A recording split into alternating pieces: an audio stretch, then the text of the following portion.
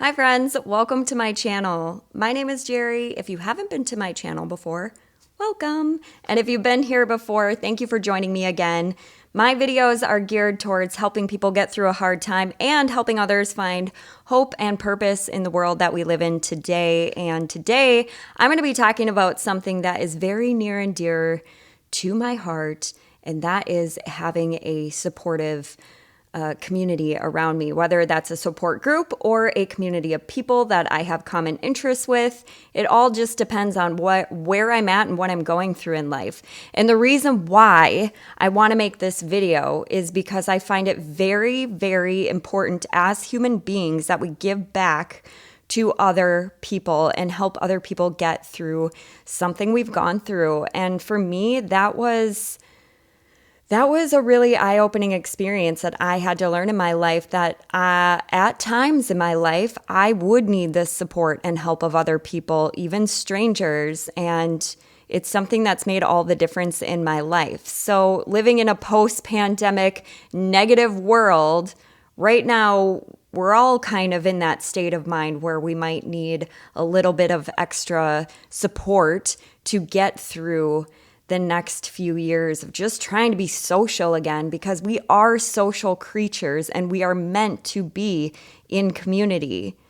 I mean, there's so many studies out there. If you've ever heard of Google Scholar, it's like Google. It's like you go to google.com, but if you type in Google Scholar, it will go to Google Scholar, and it will be all these scholarly articles, and you can read and read and read about how people are dying earlier because of isolation, because of loneliness, because as humans, we need that social connection. So there are times in our life where we might have something that completely flips our world upside down, and that's exactly what happened to me when I was going through a life-altering event in 2013. I completely collapsed in on myself. And what I mean by a life-altering event is something that just changes the narrative of your life, where suddenly life doesn't look like it did. So whether that's divorce, death, illness, a victim of violence, some overwhelming loss, something that has changed your life immensely where it doesn't look the same and you're not sure how to navigate it moving forward. And so for me, during that time, I spent 2 years isolating because I didn't know what to do. Because suddenly I was having panic attacks. I was having anxiety. I was having flashbacks. I was going through all these experiences, and nobody around me knew what I was going through. And during that time, I felt abandoned, because something happens when you are going through something and you have a look on your face, and people know that you're either going through a mourning process or they understand that you've gone through something really intense. But if they haven't gone through it, people have a lot of fear of reaching out and helping you. Trust me, it happens to so many of us when we are going through it, and people will avoid the whole situation. And then you're like, suddenly like, where did all my friends go? And actually an Oxford study recently found that we lose the majority of our friends by the age of 25. So for those of us over 25, our friend groups are looking smaller and smaller, and you probably can relate to that if you're over the age of 25. Because that's kind of our peak of friendships, and things start to dwindle off. People get married, people have kids, people move away, and suddenly you're like, who do I even go to talk to? Or sometimes you might think, I don't even know who to call. I don't have one person that I can call. So support groups are so necessary when you're going through that difficult time, because when I had my first support group, which was 2 years after my life was completely changed, that was the first time I think I felt any sense of normal when I walked into that support group. And when you're going through it and you think like, yeah, you're depressed, you're lonely, you have this and that, whatever, like you start to label yourself and you start to think, okay, this is just who I am. And that's who society sees you as. And it's not. You're not crazy. You're completely normal. You're going through a lot of dysregulation and a lot of stress. It's almost like you're under a constant state of stress when you're trying to re-navigate your life. So just understand, if you are going through that, I'm so sorry, but you are not alone. As humans, we will go through trials. We will go through so many tests in this life. And think about it this way. Let's say, for a way to look at this, you're driving down a road, and the road is life. And it's not great. It's not bad. It's just good. And you're coasting along, and then suddenly, boom, you hit black ice. And that black ice is that life-altering event, that thing that completely throws everything for a loop, and you're spinning and you're spinning and you're spinning, and you don't know where you're going to stop. And when you stop, it's like you've landed in a foreign country. And you look around and you're like, I don't know how to read the signs. How do I read the signs? If you feel like you're there and you're in the ditch and you're just grasping at rocks and you're trying to climb out, but like nothing is happening, don't worry. Don't worry. There's hope. I promise. There's hope. When you're in rock bottom, and a lot of people will look at that term and think rock bottom is where people are sitting when they're, it's a huge term used in the substance abuse recovery programs, but sometimes it's so much more than that. I mean, rock bottom really is your feeling completely hopeless. And sometimes during that time, you feel like life's not even worth living. And you're in this like pit of despair, and you're not really sure how to manage it. And for me, when I was in that rock bottom zone for 2 years, and I had all those labels on me, and that's who I thought I was, and I did not have any faith at all, like I didn't want to live. I was just done. I was ready to be done. I was sick of the world. I was sick of seeing all the happy people, because that's what is surrounding us as humans nowadays on social media. Is we see all these happy people, and nobody looks familiar, and nobody looks familiar in the sense that nobody can relate to us, because everybody seems like their life is just going great. When really, that's a facade. That's not the case at all. Understand that. But also it can feel just that much worse because that's what you're seeing all the time. And as humans, we're going to go through trials. We're going to go through tests in this life that we're going to have to learn how to re-navigate.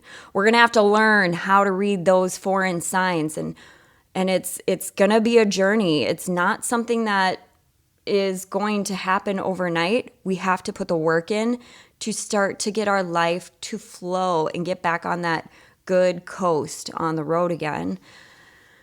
And you might not know how to do that because everything in your mind, like you're overtaken by so much stress that how would you even think how you could start to see the light at the end of the tunnel? Or how could you think that you could even get up again when you're not even really sure what next step that you're supposed to take is?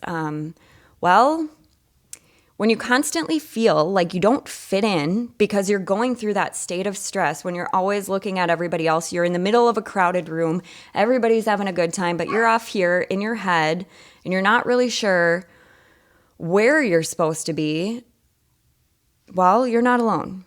The blind cannot lead the blind. The way that I found a support group during that time in my life is that there was somebody who was going through, or who had gone through the similar situation that I had. You know, I had all these people extending a hand, but I wasn't ready. I was not ready to receive the extended hand, because first and foremost, you have to be ready to receive that extended hand. And if you're not, and you're just in limbo, that's okay. It's okay to be there as long as you realize that you're there. And as long as you realize that there is a way out and a way to start feeling some joy in your life again once you grab that extended hand. And you might not see it around you right now because you might just feel so blind to everything that's going on because there's just so much stress going on. But like when you see that one extended hand and you really truly receive it and you listen, then you will be able to take that step. But until then, it's okay to just be where you are, because there is a time in our life where we're going to be in seasons of mourning, no matter what that is and what we might be mourning. Or we might even be mourning the life that we used to have, and now we feel like we have to start over. It's not so much starting over, it's just continuing, but renavigating it and just knowing that life is going to look a little bit different, but just understand that you're not crazy. And you might feel that way because you're not able to express yourself around people, because there's a lot of fear around people helping people go through a hard time. So a lot of people run away from it. Most of the people running to you are the people who've gone through those difficult times. So pay attention. It might not be the people that you think. And because you are maybe you don't want to show any weakness, or maybe you don't want to have the uncomfortable conversation. You're okay with putting on that facade, or being numb, or numbing yourself out with drinks or some kind of thing, some kind of refuge that you use, whether that's money or people, or intimacy with strangers, or things like that. There's other ways to navigate this. So understand that you're not crazy, you're not alone, and that you will feel joy again, but you have to be led. And the reason why you have to be led by other people, the reason why you need a community of people, is because when you're in a community of people, and I have so much experience with being part of support groups, so I know this feeling that when you walk into a room, you think like, wow, I've never seen so many familiar faces in strangers, because they have that same look on their face that you've had, or they've had a perspective change, and they're able to give it to you, and you're able to receive it and go, well, I didn't even think about it that way. Maybe I should start to, X, Y, and Z. You start to get that advice when you're in a support group from people who've been through it, and you're more likely to receive it, because normally when you're talking about your experiences with somebody who hasn't gone through it, you're not really looking for advice, but they're thinking that you are looking for advice. So they're just giving you a bunch of bad advice, like corrupt advice that's very accusing, like you need to get over this, you need to move on. No. Like when you're in a supportive community, you can have those negative emotions and it's not perceived as bad, because it just means that whatever you went through, whatever lifestyle you had prior, it meant something to you. And when you walk in that room, and it's scary. It is scary walking into a support group. I've walked into many by myself. Now I don't really care. Like, I'm like, hey, what's up? I'm Jerry. It's very strange, but it is like very just understanding that everybody's there for pretty much the same reason, and that is to find joy in the world again. And I have felt so much joy in my deepest, darkest days of despair through a stranger than I have ever felt anywhere else in my life. We think that joy is this feeling that we get when something really great happens, but joy is like when you're in the bad parts of your life, when you're in the silent times and you're in the pits of despair. It's the one thing that somebody says or does that brings that overwhelming feeling of like, wow, I feel kind of normal again. I haven't felt that way in a while. Like, that's what joy feels like.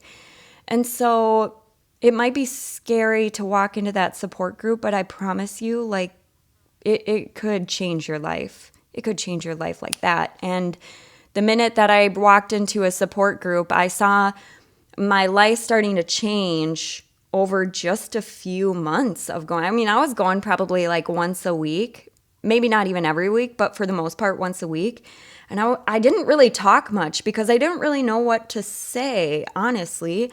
I just wanted to hear what other people's experiences were. And I still wasn't really used to being able to talk openly about my experience, because anytime I had before that with people who didn't know what I went through or didn't relate to me, like I didn't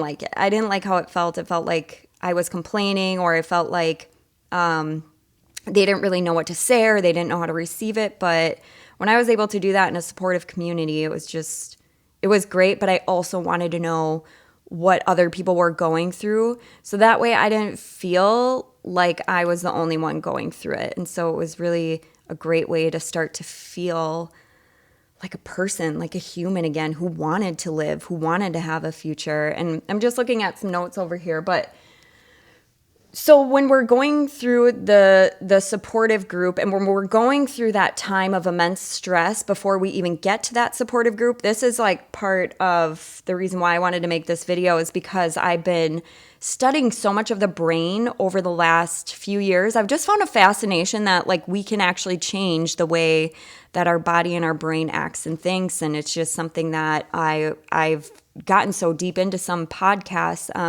Two of my favorite neuroscientists. The first one is Dr. Carolyn Leaf.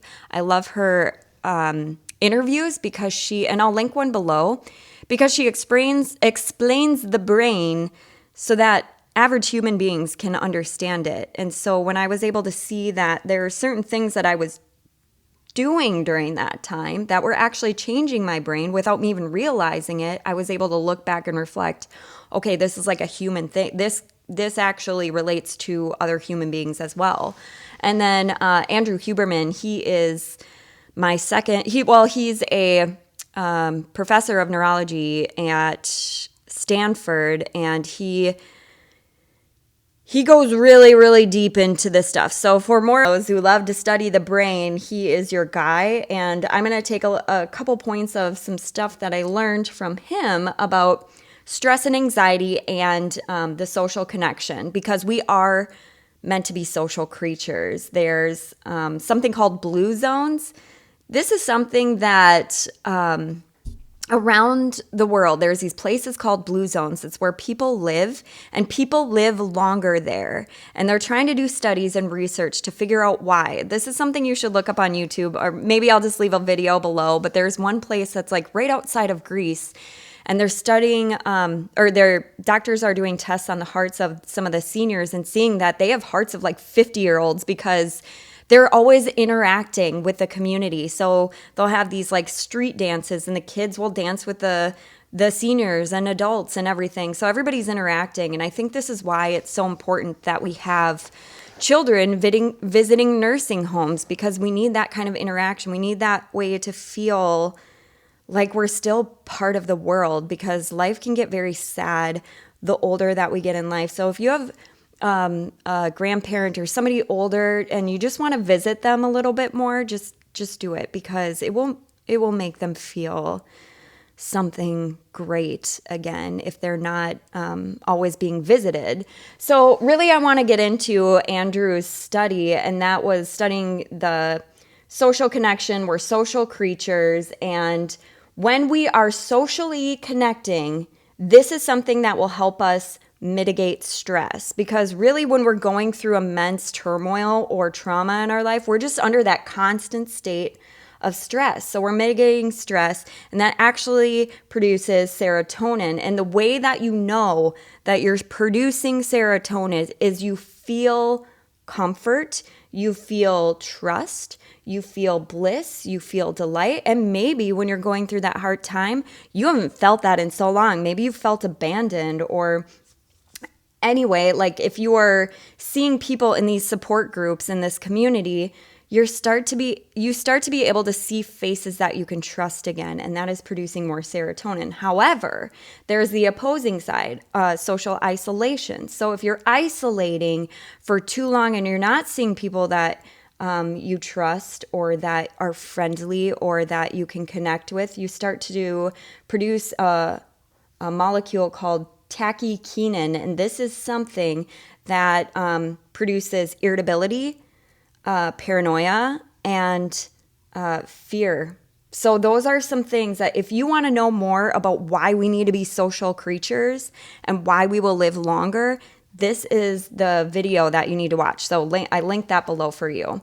So getting back into like just regular life and out of some of the studies. So I've mentioned the blue zones. I've mentioned the Oxford study that we lose a lot of friends by a certain age, but we need that social interaction no matter if we're going through something traumatic or if we're just living in the post-pandemic world, because something happens when we separate ourselves from society. And it's like, if I haven't been social for so long and all I see is negative stuff on TV, how am I going to know how to be social again and not be in constant fighting? Like, have you noticed traffic being just crazy lately? People are a lot more aggressive on the roads, or people just aren't as friendly in public. But we have to learn how to be social again. It's almost like a foreign language. If you don't use it, then you lose it. But being part of a group is something that will change the narrative of things, because you'll start to see smiles on people's faces again. So opposed from like people going to support groups, you could also join a book club. You could join a sports league. You know, there's so many different things. If you don't have a group, you could just create one. You could do a Bible study. I mean, for me personally, that's what I'm involved with right now, because as a Christian, if I ever feel like I'm getting attacked, I need people that I can relate to, that support me in my beliefs. Otherwise, everybody else that doesn't believe what I believe will make me feel like I'm crazy. And I know I'm like, for me, I know I'm not. So if you feel like there's something you're very passionate about, or an area of your life where you need more support, get in a support group. It's life-changing. You need those people just as much as they need you. Because I found after doing my support group, I ended up joining a divorce care group at the beginning of this year. And now I've been divorced for since 2013, and it's 2022. And I remember going to that group and somebody was like, "Oh, well, why are you here then?" I was like, "Because I'm ready to give back. I'm ready to help other people go through this awful thing that really wreaks havoc on your life, and some of the things that you don't really realize that you're going to experience." And there were a couple times where I still got so much healing out of being around that support group, even though it's something that I had overcome like a while ago. But we're always healing in our life, right? So that's something that I found a lot of purpose in my life. It's that giving back to other people. So if you've gone through something, you're going to feel so much better when you start to give back to other people, knowing that you could help. Know that they might not want to listen to you right away, but all you have to do is plant the seed and extend the hand. And when they're ready to receive it, I hope that they reach out to you. And so that's like, if you see somebody extending a hand, it's not them being annoying. It's them knowing. It's them knowing at some point they hope that you're going to take it. And if you think about us as humans, like giving back is something that makes us feel purpose-filled. It makes us feel good. A lot of people are like, "I don't really know my purpose in life." And I'm like, I know my purpose in life. My higher calling in life is helping other people go through a hard time, because so often people run away from those difficult times. But it's like if you were to have $100 and somebody was like, "Oh, could I have $1 for whatever," and it's something that they really, really wanted or needed, and you gave them $1 and it made them so happy, and you're like, "Well, it's just $1. Yeah, of course." But it makes you feel kind of good. Like you're like, "Oh, well, cool. I made somebody feel good." That's exactly what it is like when you're giving advice to people or helping people go through a difficult time and overcome something or get through something that you've gone through. It's like, it's that boost of like happiness that we get within ourselves, and we're like, "Yeah, I can make a difference in this world. I can help somebody get through a dark time, a dark period in their life." Doesn't mean that you're going to have to sit and hold them up the whole time. Like, we will learn as humans when we're surrounding ourselves with a community and not just one person. Because I would say, like, if you're not ready for a supportive community, at least offer or accept the help from one person and just ease into it. Just ease into it, because it's something that really will fill their cup as much as it will help fill yours again. So this is something that, like I said, is for people going through a hard time, but for people who just need to be social again, or if you just want to have more people in your life, start to look for some of those social groups. Like for me, I would say it's best meeting in person. The first support group I went to for a year, I was always meeting in person.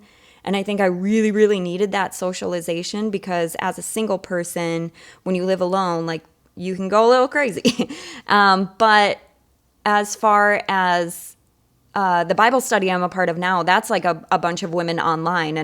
But we meet camera face to face, like we'll have phone calls and we'll do a phone video study so we can see each other and our reactions, because something happens when you're able to see the expressions that people are making on their face, and it just makes you feel more connected to other humans. So I would say, as much as like there's online communities, yes, of course, be part of them. But if you are part of them, just try to make some FaceTime calls or Zoom calls, or actually meeting in person if you live close by, because it really does help make all the difference to see another human smiling sometimes, instead of just, typing behind a computer and then like saying whatever, because there's just sometimes no emotion in a text, and sometimes we need that emotion, right? So anyway, I'm going to link some support groups below. I know there's divorce care for people who've gone through divorce. There's grief care or grief share. I think I'll just link it all below for people who have gone through a loss of a loved one. There's different groups for people who are being diagnosed with illnesses that are long-term or terminal. There's groups for people in recovery and those sorts of things. And please link something below if you know it, because you never know who you're helping. Somebody could look through the comments and say, oh, okay, I'm going to call that group. And they might not have had the access to that before or known where to look. So I hope you guys got a lot out of this video today. And it really is my hope that you will take some of this and think about it. If you're not ready to get into a group now, just know that group is ready for you when you're ready to walk in that door. Okay, bye. Till next time.